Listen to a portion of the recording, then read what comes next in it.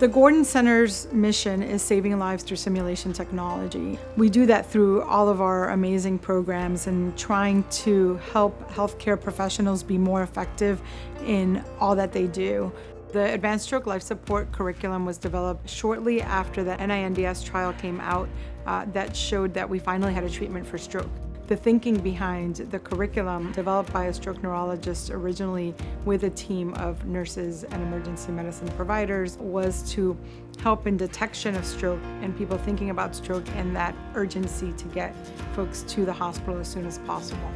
ASLS is the only course of its type for stroke training, and it follows really all of our best evidence practices and also has components that are hands-on, using simulation, which is one of the strengths of our center, but also has been shown to be really effective in training healthcare providers that they get to actually practice stroke scales and stroke screening exams, really learning about the stroke syndromes and what patients with these symptoms look like so that they can identify them, and then also practice managing and taking care of these patients.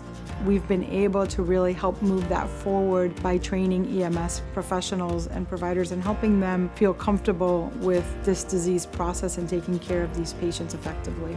Currently, on average, we train about 10,000 learners a year, and that continues to grow. It's really had a big impact, not just the EMS community, but really across the healthcare spectrum. Here locally in South Florida, throughout the entire state of Florida, throughout the US and the world. This past year, we collaborated with the American Heart Association to create a stroke care during the COVID pandemic course, which was made available free of charge to any healthcare professional anywhere in the world. One of the amazing things that we get back from the ASLS course is when our learners give us feedback where folks say, I participated in the course and then the following week I was able to detect stroke in this patient and get them to the right level of care. Ultimately, what I think about is all of those patients and lives that we've been able to impact, and that's of course incredibly meaningful.